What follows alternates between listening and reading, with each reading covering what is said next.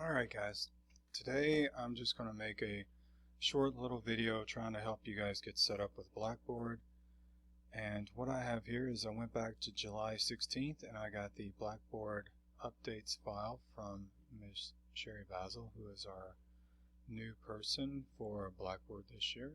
She's our Learning Management Services Coordinator, so that's going to be Blackboard, Cengage, all of those. And so right down here, if you scroll down, here's the directions for Blackboard Original, which is what I'm using. So I'm going to download the zip file and save as, and I'm going to stick this in downloads.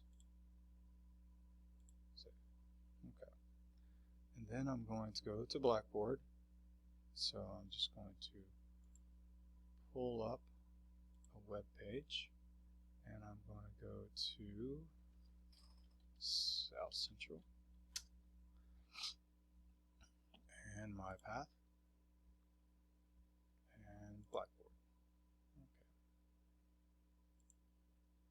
I'm going to go to Blackboard and the course where I want to okay, Course Management Control Panel. Okay, so let's go to Courses.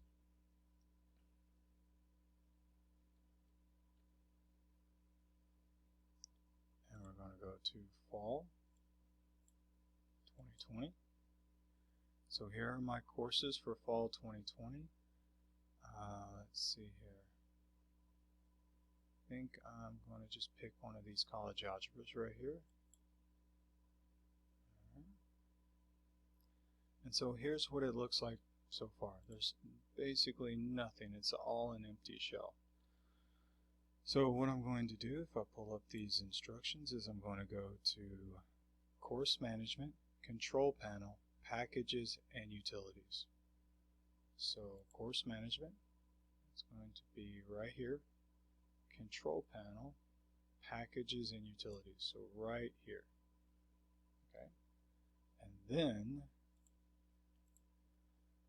we want to go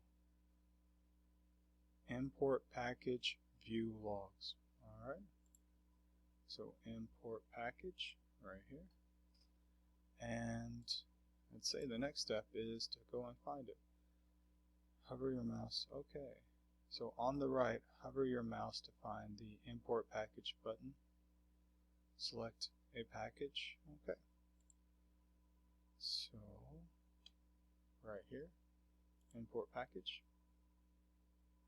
And I'm going to browse my computer and downloads, and right here it is.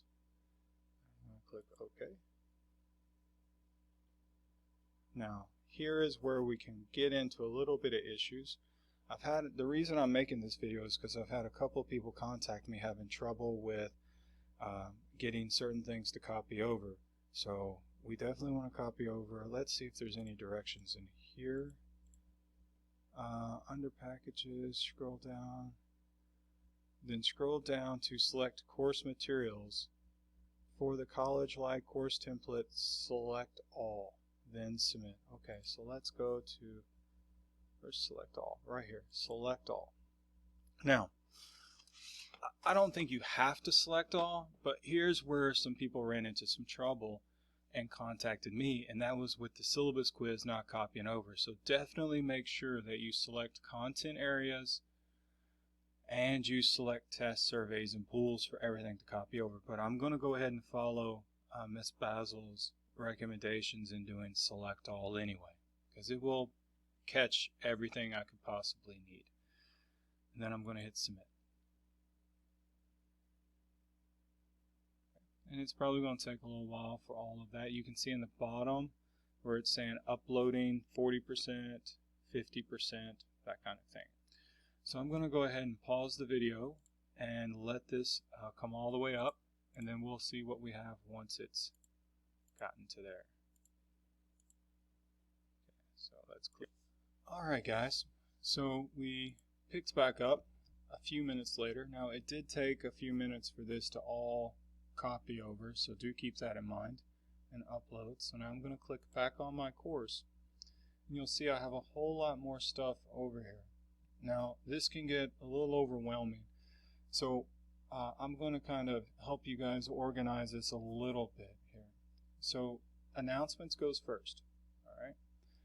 And that's where you'll click on to create any announcements you need for the class. Okay? Then what I like to put next is syllabus, okay? And it's more than just your syllabus. It's all of this stuff. Here's where the course syllabus goes, and here's the syllabus acknowledgement. Now that's the quiz that you take, that the students have to take. It's not really a quiz, it's just a question saying, hey, I've read the syllabus. Now, this is one thing you want to keep in mind. You can make this longer and add in other things. Just make sure you leave this question right here in there, because that's the one they legally want to be there. Let's see here, so let's get out of that. Now, yes, I want to leave. What I tend to do is I tend to rename this as syllabus and start here. That way they know, hey, this is where I need to start. And then right under that, I tend to put instructor information. So I will tell you this, right here there's a home page, and I should have announcements up there. The home page, I never really use it. I don't really know what all it does. So I tend to either hide it or just straight up delete it. And don't worry, if you delete the home page and you want to add it back in later, it's not a big deal. Okay? It can be added back in. And then I put the course schedule under instructor information, and then I do library and study help. Then I do Blackboard help. Where's Blackboard help? Right here, already in place. And then you see you've got this little bar right here. I usually put that right there under Blackboard help. Let's start here. Okay, is that stuff that's already covered in this? I'm not for sure. Okay, so I'm not for sure if this looks to be extra information. Good etiquette, how to check your grade. Want to learn about using Blackboard. Let's see if that stuff is covered in here so we can delete it. Order your books. Yes. Check your grades. Ebook. Okay. So it looks like that stuff, want to learn more about using. Okay. So it looks like this stuff is in the syllabus and start here. Good etiquette. How to check your grades. It looks like the only thing that's not there is extra help about Blackboard. So what I'm going to do, just to kind of help out, is I'm going to move this to the syllabus and start here. So let's move, and I'm going to put this in syllabus and start here. Okay, so now it's gone. I already know these two things are in the syllabus and start here, so I can delete that. And delete. Okay.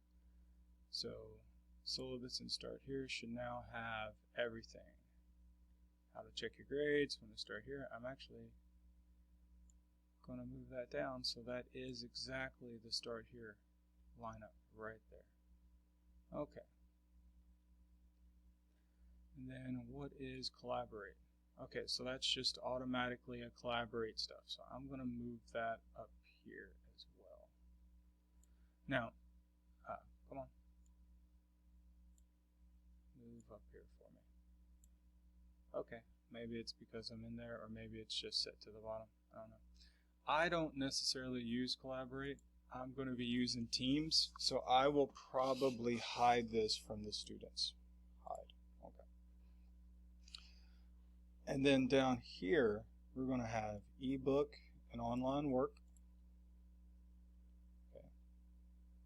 So this is where you could have your tool link. This is your course assignments. And so I've already got my tool link set up for WebAssign. Now, I accidentally exited out of that. I will say these two are fairly similar to the same thing. So I'm going to leave this hidden, and this right here is, let me rename that to WebAssign. Okay. So that's what the students are going to click on to get to their homework. Actually, I may rename this. Click here or homework. Okay. So this I'll kind of leave hidden because everything they need is right in here. Okay.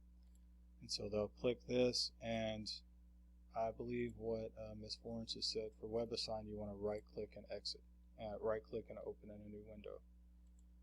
And it should work. Okay. And then next, I usually have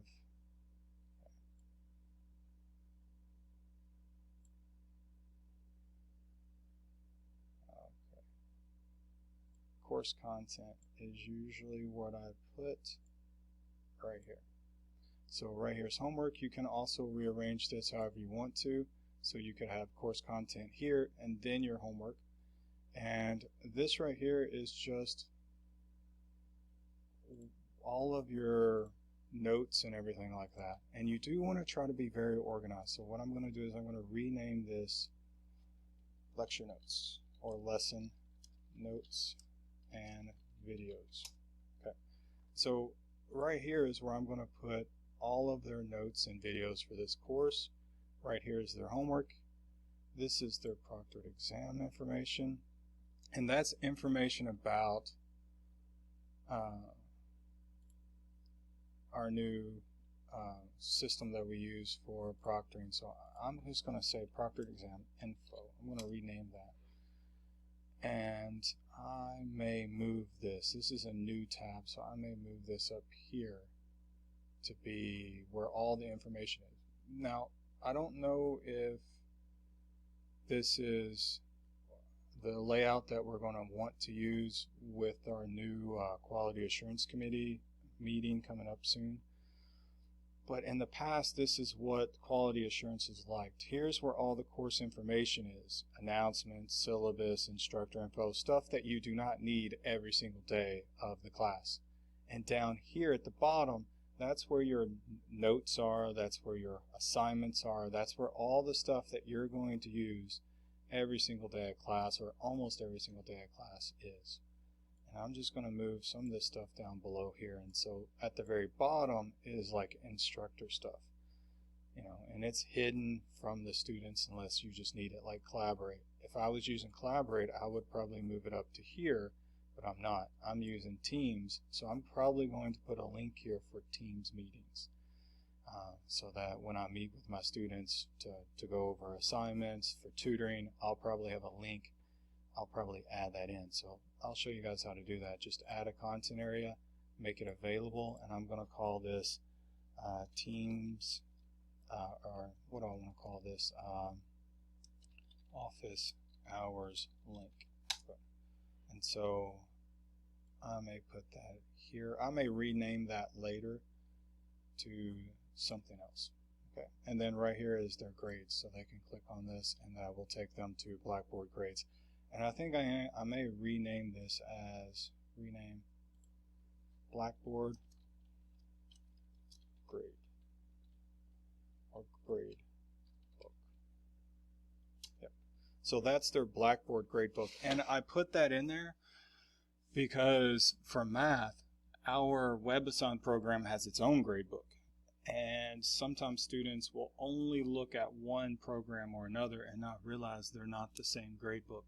Now, with integration, that is becoming less true, where it's the same grade book both places. But right now, with WebAssign and whatnot, I just like to put that little extra bit in there.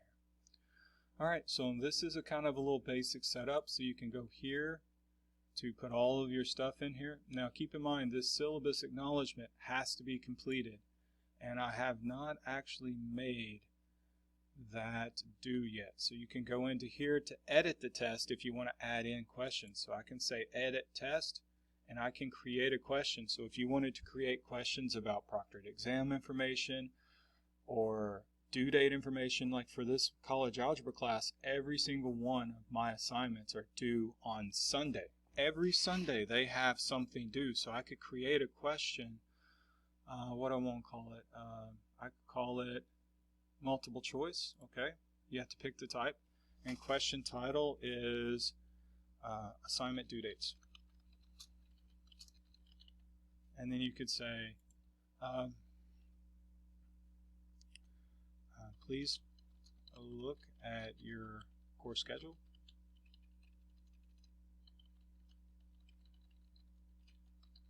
to answer the following question.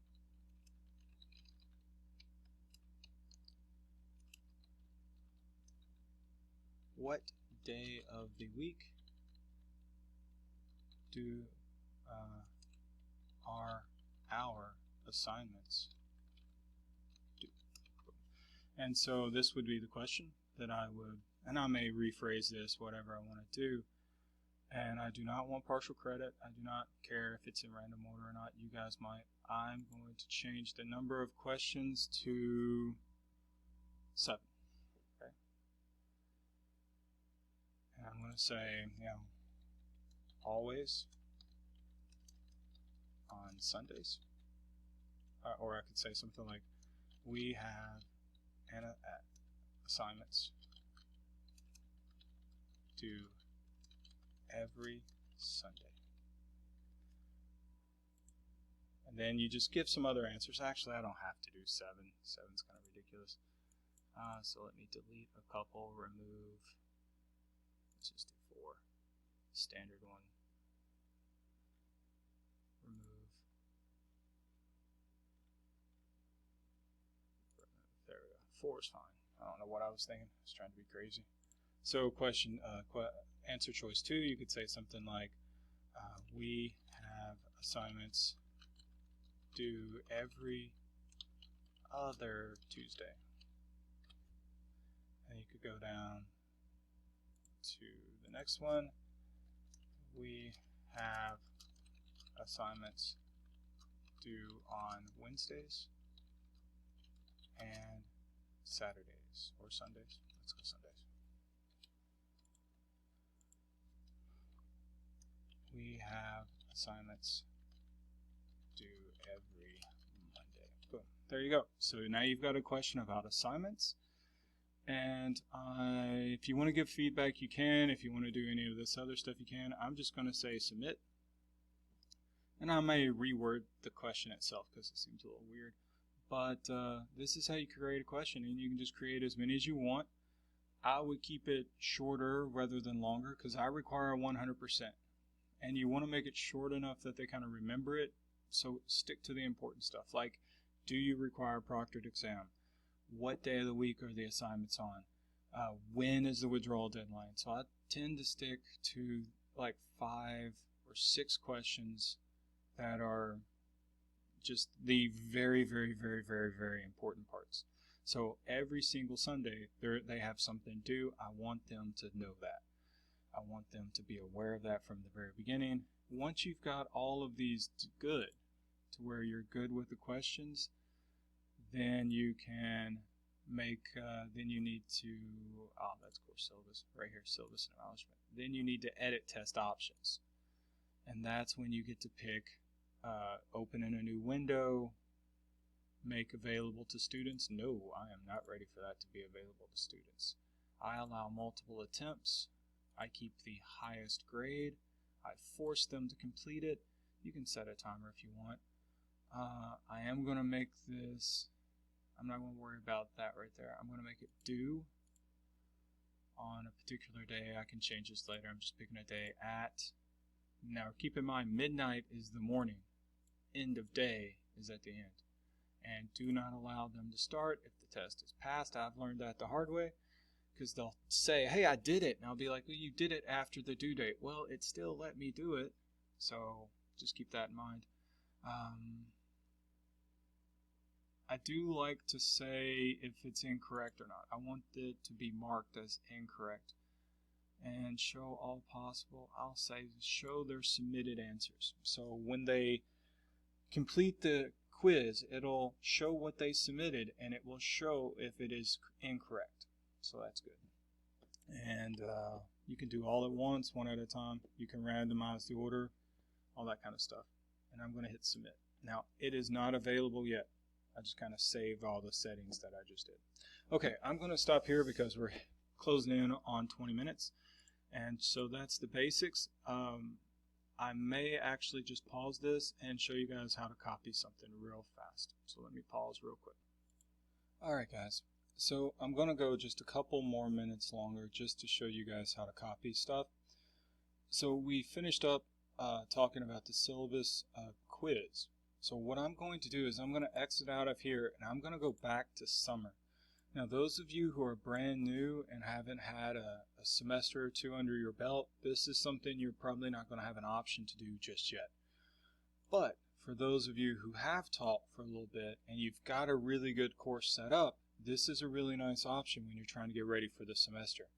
I taught college algebra over the summer. I've got all of my lecture notes and everything already done. And so I'm going to go right in here and you can see that I've got Unit 1, Unit 2, Unit 3. This is kind of how we want this stuff laid out into nice, easy to digest chunks. And then when I click inside of here, then I've got Lesson 1 video, Lesson 2 video. And so you've got filled in notes. And here's something that from Quality Assurance Committee, I know some of you, when your courses get reviewed, and every year, every semester, people get chosen for their courses to get reviewed. And so and I've been on the committee before, and there's something that math people always get dinged for. There's two things that math people always get dinged for, and I'm hoping to help stop that. The first is there's parts of the quality assurance form that ask about lesson objectives and competencies. And they're like, well, nowhere in there does it say what this lesson is covering. So right here it says, by the end of this lesson, you'll be able to classify numbers, use order of operations, multiply and divide. So it tells the objectives for this lesson. And then if I click on my PowerPoint notes, and I've got the filled in ones right here, very first page, lesson objectives. Now, does this take time to do? Yes. But once you get it done, and here's my video, okay, I do like to tell approximately how long it is so that students have an idea, but I don't always do that.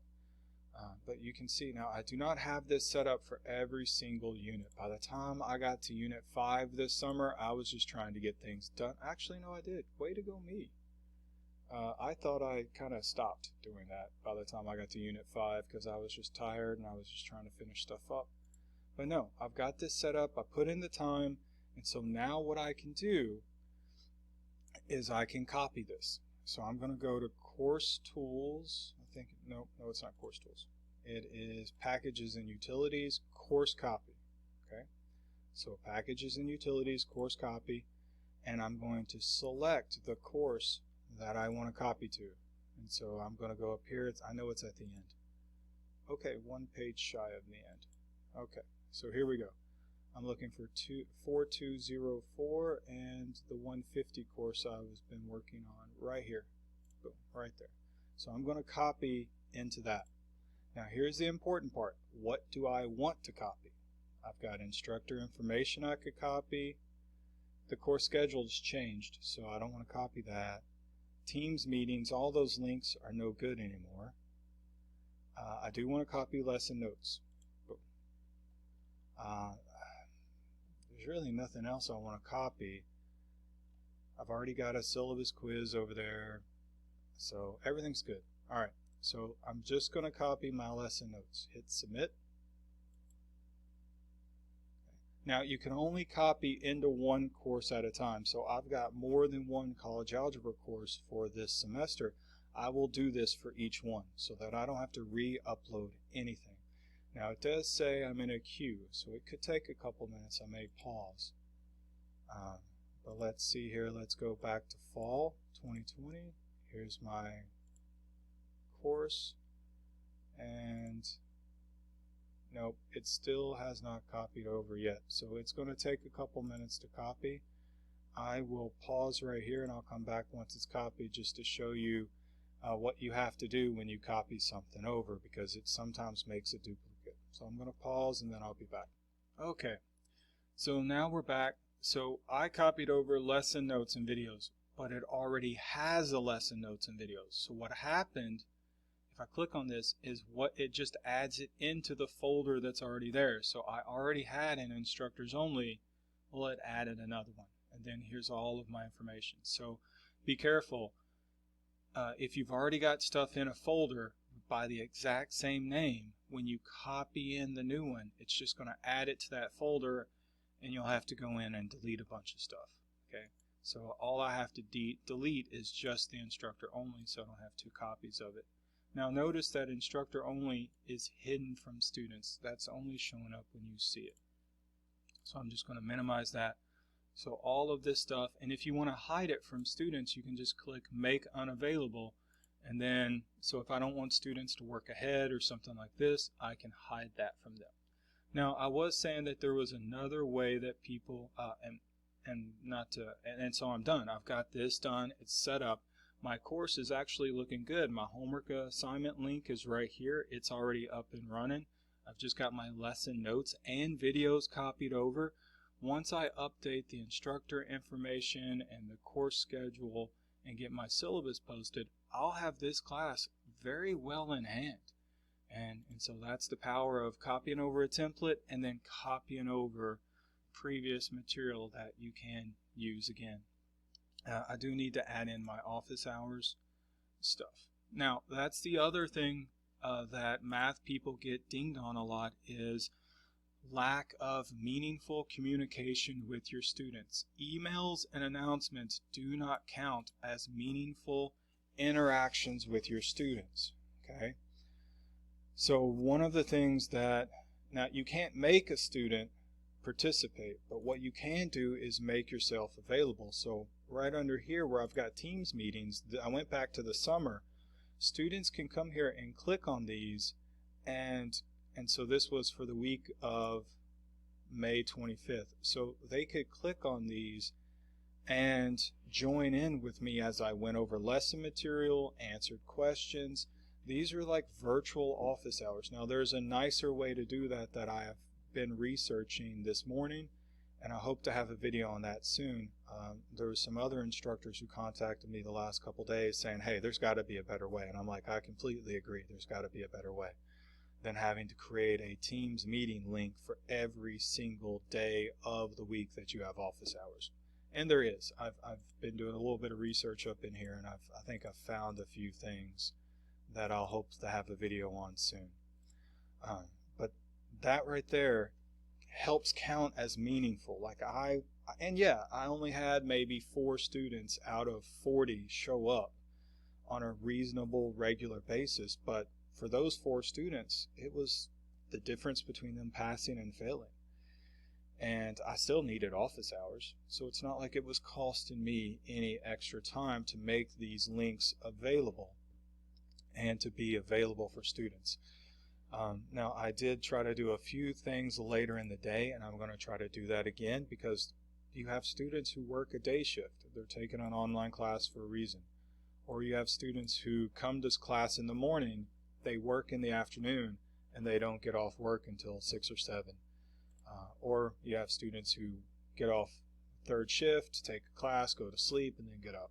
And so I'm going to try to, a couple days a week, have some office hours later in the day. But I just wanted to kind of talk to you guys about that. There's 2 places that we as math people get dinged on. One of them is this kind of stuff right here, meaningful interactions. If you want to use Blackboard Collaborate to do all this, you can. It's however you want to do it. Just don't use Zoom. We cannot use Zoom as Sky employees. The other is if I go back to lesson notes, we get dinged because when someone goes through our course, and you have to keep in mind, on a quality assurance review, you are being reviewed by someone who is not a math teacher. And so when they go through, they don't know that Introduction to Quadratic Functions is part of your course competencies. They cannot look at your lecture notes and go, yeah, that matches up perfectly with what's listed in the syllabus as a core course competency. So by putting, and they're looking at it from the view of the student as well. Well, a student is not going to know. And so they just want it spelled out. And so this right here spells it out. It says, hey, this is what this lesson does. At the end of it, this is what you should be able to do, hopefully. And I might try to put this together into one big package instead of going here and here and then here and here. But that's a issue for another day. All right, I'm going to stop there, get this posted, and if anybody has any questions, just let me know.